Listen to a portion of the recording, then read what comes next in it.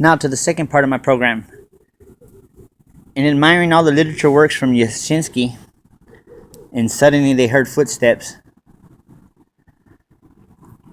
I was surprised to hear him say that he gets some of his best stories from listening in on other conversations, eavesdropping, if you will, or from quotes from other people. He'll derive a story, or from newspaper clippings and articles.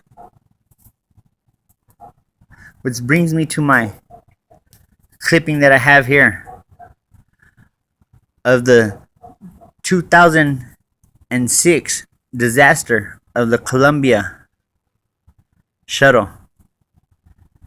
Now it's funny I bring this up because when I was 5 years old, in the 1985 Challenger shuttle disaster, I was in the hospital. I had got my finger caught in a high chair and it almost ripped the whole thing off. They had to sew it. Luckily, they were able to salvage it.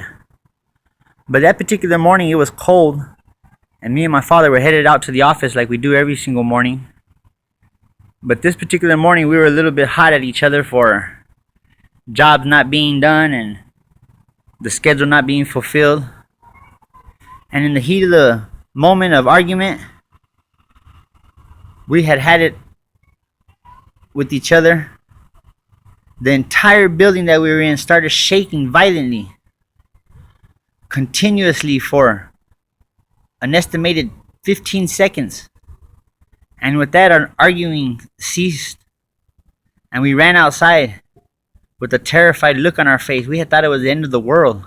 It sounded like if a freight train was headed straight for us. We looked into the sky and we saw a ring of fire. Now, we didn't know it at the time, but the space shuttle Columbia had came in through California, passed over New Mexico, passes over Texas, headed to Cape Canaveral through Louisiana and a little bit of the Gulf of Mexico there. But as it had disintegrated upon re-entry, it exploded over New Mexico, and parts of it had landed in Texas, in Nacogdoches, Texas to be exact. Well, we didn't know what it was at the time. We had just thought it was maybe a comet. But needless to say, it was terrifying. The sound, the sonic boom, the shaking, the rattling. It just didn't feel right. I could have swore I thought it was the end of the world. Or how it might have felt in a situation like that. Well, we went on with the rest of the day and continued out to the jobs and got everybody stationed where they need to go and made sure everybody had the right materials. And it wasn't until around 12 o'clock when we were working inside our customers' homes that the TV was on and we caught a little glimpse of the special, that it was the space shuttle that had blew up upon re-entry. And before you knew it, Nacogdoches was locked down on martial law. A town of 30,000 people locked down on martial law. National Guard troops started to roll in. Police had everything highly guarded. The debris that had fell, they had found skull bones, fingers, arms, legs, and in each place where they found one of these remains of our heroes that went up into space, they posted a guard with a gun. It was very, very serious, this issue. But needless to say, Nacogdoches was like a army base for at least 2 weeks. You had to present ID upon leaving and entering the city, past the loop. Any place where huge debris had fallen, no one could get near it, not even 10 miles, 5 miles near it. They had everything blocked off. And reminiscing through the article here and reading this paperclip, I'm eager to tell you how the town felt that particular 2 weeks. It felt disoriented, it felt enslaved, it felt somber.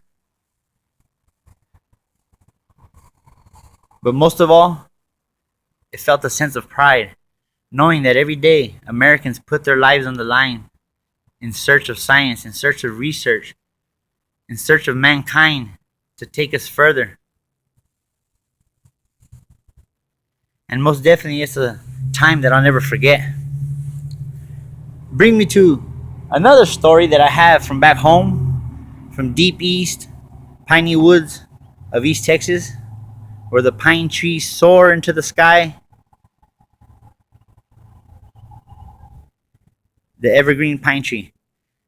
Well, it was around the time that Hurricane Katrina had hit. We get a lot of hurricanes in Texas for the Gulf of Mexico.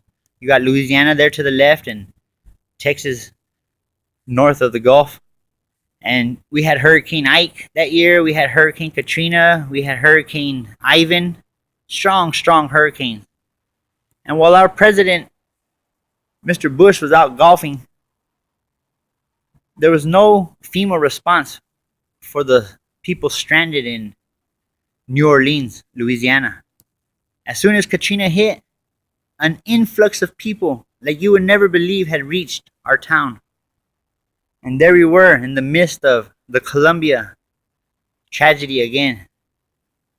Swamped with people feeling somber for how they left their homes and sad and just overall overwhelmed with the influx of people. And with the crowd coming in nevermore, the tragic victims of this crisis, Hurricane Katrina, they were telling us of horror stories that were beginning to happen in the center of the city. For they had released all the inmates, and all the inmates began to rape, murder, and pillage. And I remember this one lady, she had her son, and he was in a wheelchair. He was confined for some kind of illness had grabbed him. And she pled with us and begged us if she could just borrow the parking lot for a moment so she can change her son's diaper. It was the saddest thing. I did everything I could do to try to help, but there was nothing I can do to help. I have never helped a person like that before. She had it all under control. I thank God that I'm 31, 32, and not in a diaper. But apart from all that, she began to tell us how the hurricane had just completely obliterated everything there on the coast in New Orleans. And it was a time like that that you begin to go in and think of all the suffering that can be caused by natural disasters. Now, this was a well lesson to be learned from. Even though they told people to get out 2 weeks ahead of time, a lot of people were stubborn and they didn't leave. And then people suffered the ultimate fate. Some surviving, some perishing. But needless to say, Hurricane Katrina will go down in history as one of the most fiercest hurricanes ever to hit the coastal lands of the Gulf of Mexico. And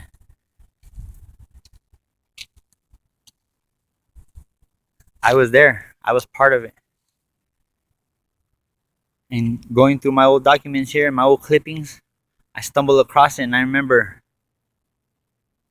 the little piece of fragment from the shuttle that landed on our property that we kept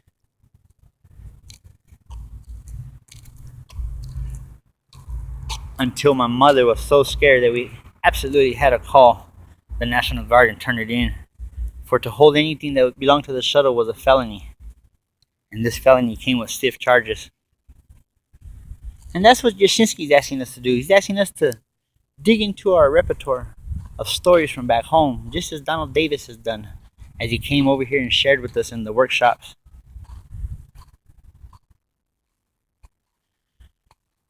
And that seems to be my new motto.